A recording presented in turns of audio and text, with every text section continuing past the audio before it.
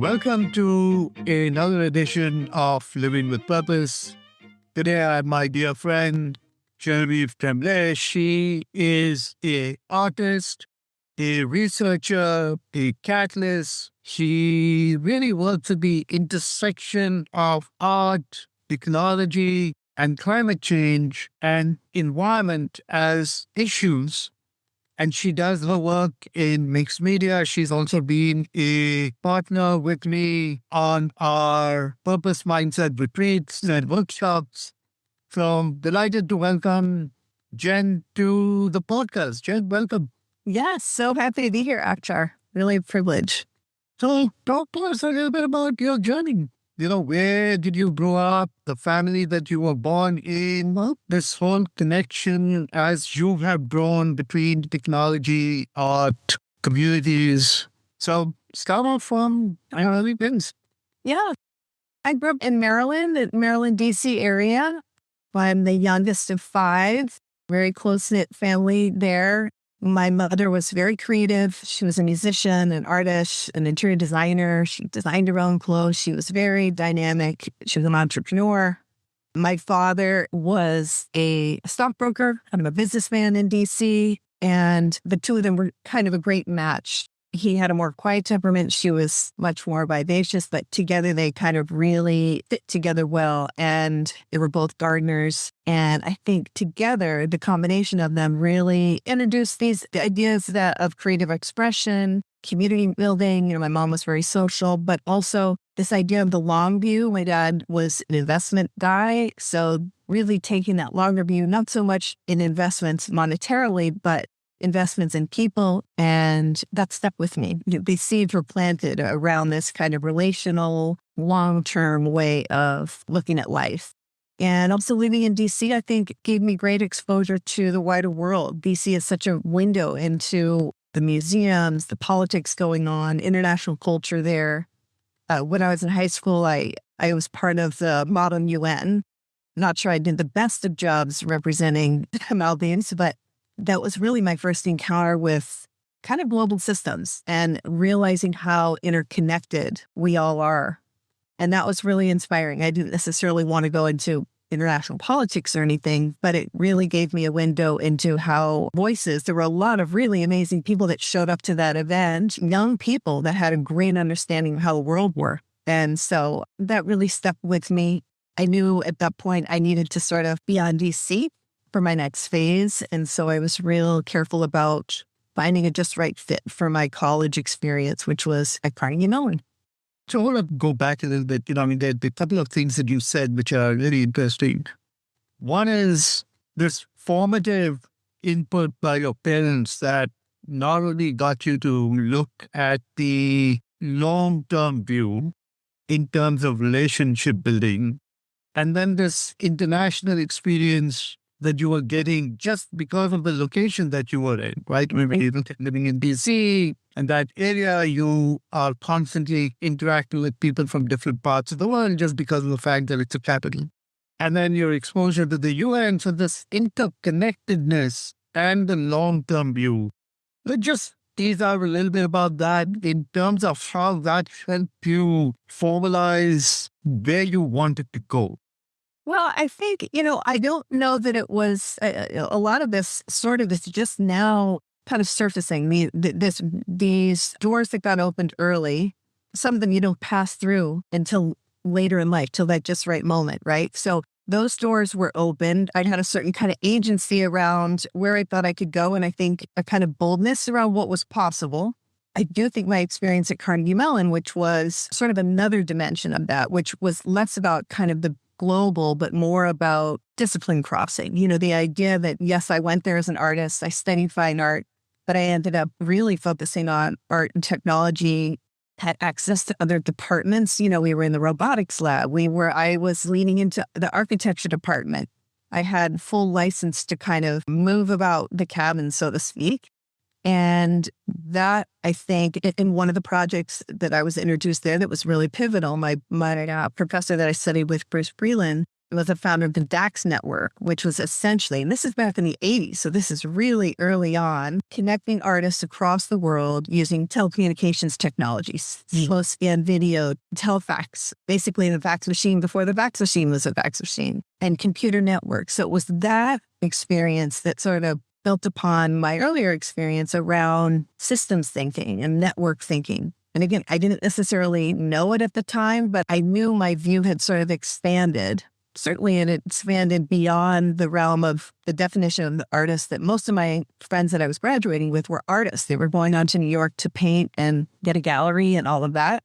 And I sort of got pointed in a different direction around this transdisciplinary approach to my creative work.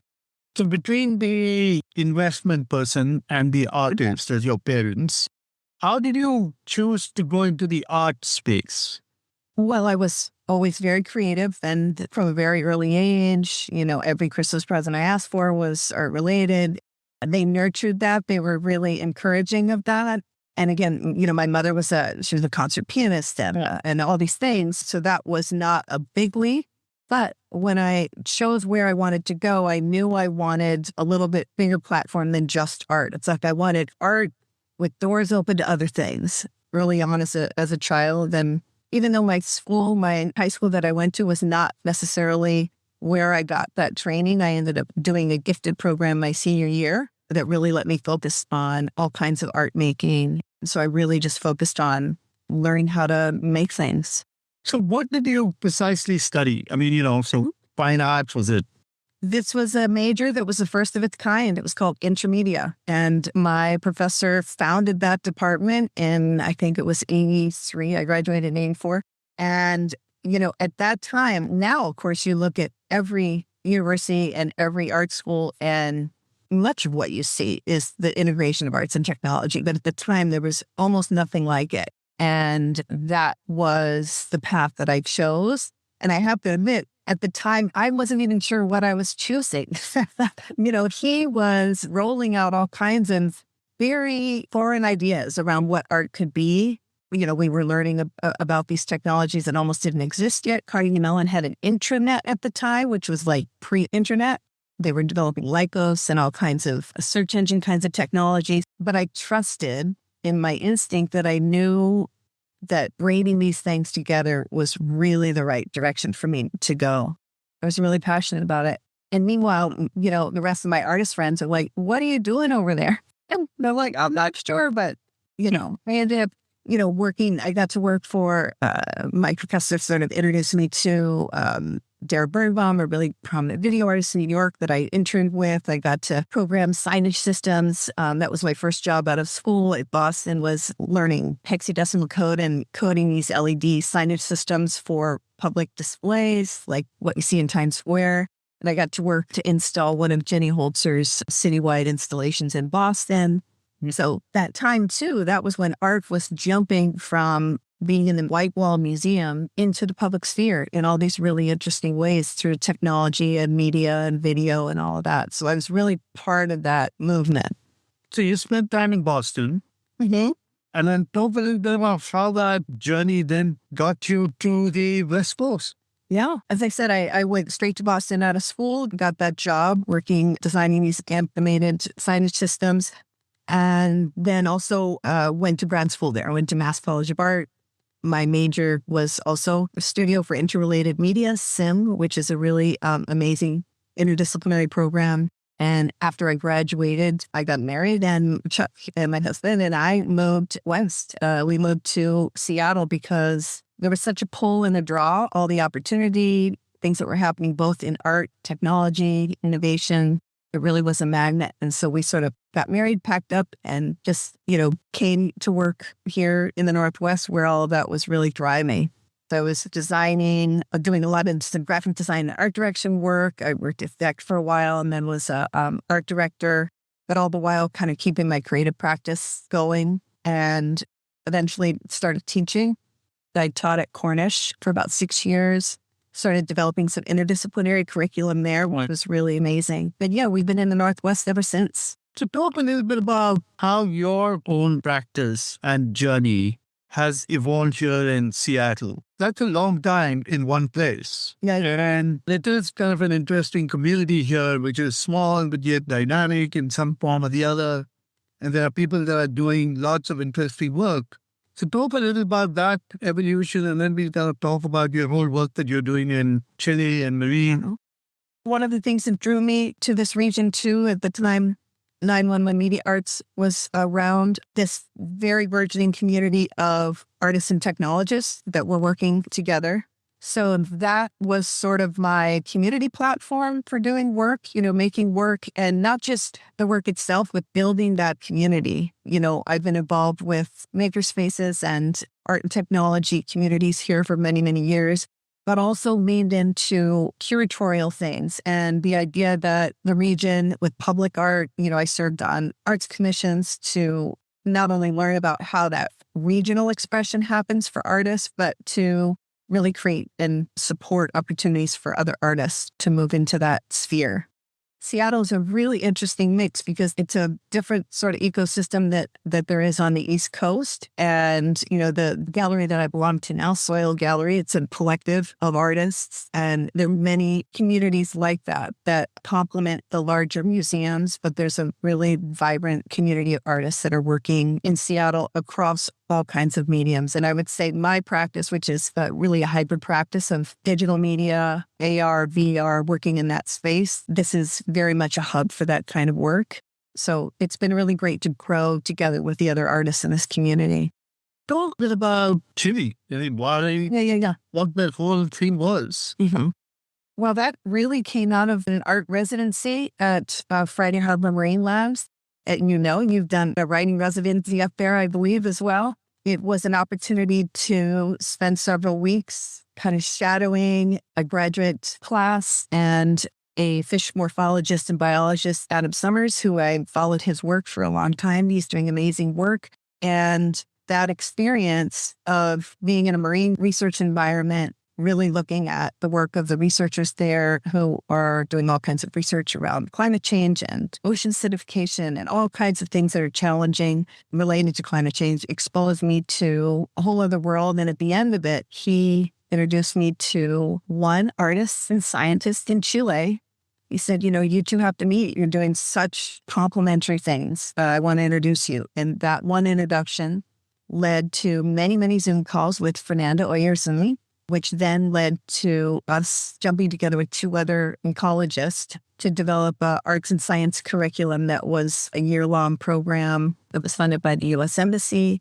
It fostered all kinds of collaboration at the intersection of art, environmental, art, science, and ecology really is what the focus of it was, and culminating in an exhibition that was part of the first Art and Science Biennale in Chile. And really that experience took the better part of 3 years, start to finish. We had amazing partners. We put this consortium together of 5 colleges here in the U.S., Cornell, University of Puget Sound, and 3 colleges in Chile. It was immersive. The participants, 10 fellows from all different disciplines of art and science, spent time here in the U.S. and then did a similar thing in Chile. And that experience then led to the work that I'm doing now, which is at SECOS Millennium Institute, which is a research institute for socio-ecological research, working with coastal communities that are really hit by climate change and adapting to the impacts of climate change. And so I'm an adjunct researcher there working on a lot of art and science initiatives, working with communities on mural projects that really serve as a bridge where the research going on and all the community knowledge gets exchanged back and forth. And that's the very, very particular brand of research that SECOS produces, kind of co-creative approach to environmental research. So what has been some of the outcomes of that? Talk a little bit about, how that is the work that you're doing. Well, we just actually published a paper positioning for Blue Justice in Ecology and Society. The work of all the research, it's a very cross-disciplinary consortium of researchers, but our avenue of research that we're doing there, that paper culminated in really putting together how working in these ways so closely with community. Literally, when we go into some of these communities, we go into the schools, we have workshops, we bring in, we set up kind of mini aquariums that bring in specimens from the water right outside of their classrooms. Many of these families, the parents are divers, fishermen, and we create ways in which, the world under their feet, so to speak, or under the water is made visible to them, and using creativity to create those physical murals, murals that are painted either inside buildings or on the outside buildings. And then the work that I do with my team here, we create these immersive experiences of those murals as well. They can be accessed with augmented reality using the phone.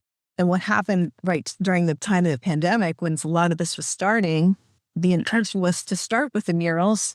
And between the pandemic and the social upheaval that was happening there, we ended up working completely digitally and creating these kind of postcard campaigns that went to the homes of teachers and students that were under lockdown and really inviting them into an immersive experience that was going to be in the future, when everybody got back to business, would be a mural that the town created together. So really kind of expanding with low tech and high tech. It's not just super high tech. We use really sort of appropriate levels of technology so that it's accessible. And, the kind of co-learning around those experiences and the ways in which the researchers that are working in the Institute can not only share what they're finding around the impacts of their research as it relates to climate change, but also spending lots of time with the fishermen and having a way for their knowledge to integrate into the research they're doing at the Institute. So it's a really kind of novel way of approaching research. That's fabulous. So as we come towards the close of our time, when we talk a little bit about the importance of purpose, why do you believe purpose is important for you and used it to get to where you are? I would say one of the things that I really think about a lot is how valuable it is, again, sort of back to that systems thinking, the idea that we are a network, we're a circuitry, right? And so what I've done throughout my career and my life really is to keep an eye on everybody in my world, and even those, not necessarily those I know, but those who are doing great work, those who are purpose-driven, who are really making an impact, and keeping a beam on them, even though they might be outside of your network. When you stay connected to that circuitry, the energy passes back and forth. And I think part of my purpose has been to not only do the work on the ground, but to sort of hop up one more level and keep an eye on the whole system and figure out ways that I can activate connections, whether it be individual introductions to people or thinking through programmatic things that bridge organizations. A lot of my recent work really is around mapping knowledge systems. The work I'm doing at Climate Knowledge Collective is very much around that. We're working with women climate leaders around the world who are impacting their communities in really significant ways. And we are, in a large part, doing just deep listening and reflecting out and amplifying the work of a lot of these communities. So I think in many ways that's ended up being very much a core of what I do and what I really feel like I'm here to do. As my mother used to say, know who you are, where you came from, and what you're here for. I think that is very much one of the core aspects of my purpose. So what is really interesting is that you've actually talked about purpose as a flow of energy, that it basically flows, provides energy and changes the way in which you show up. That's actually it's a receptor for energy flow. And I think that's just a very interesting way of how you think about purpose. So let's end with your one golden nugget, a piece of wisdom that you live by and you want to share with our listeners. Well, I think I learned a lot of this from you, Akhtar, actually. All the work that we've done together with Accelerating Social Transformation, the work even with Restart, the idea of something has happened in these last few years that is tectonic, right? We're in a different moment. And I think we're being called upon to be much more responsive. And as you said, and as I know, in this world that is feeling very fractured, these kinds of bonds are really important to seek out, to activate, to nurture, and to sustain. They're transformative. And I think they are really, whether it be mentor collecting, which I've done my whole life, collecting people who you believe to be mentors, but that doesn't necessarily mean somebody that's 20 years your senior. It could be a lot of my mentors right now are in their early 30s. So I would say igniting relationships that really are creative, that are inspiring, and seeking them out would be something that I would suggest to many, many people, especially in the moment we're in. What's going to be really important as we move ahead. Seek connections. I think that's a great way to come to close this conversation. Again, remember, purpose is that renewable source of energy that continues to drive humanity forward. Again, for our listeners, I'm very thrilled to say that our new book, Living with Purpose, is now out. It is available on Amazon in both a paperback and Kindle version. So please go check it out. It tells the story of 20 amazing individuals and their career path and their life journey and why purpose plays such an important role. Thank you all very much for being part of the podcast and listening to us. And Jen, thank you very much for being on the conversation with me today. Thank you so much, Akhtar. It's a pleasure, as always.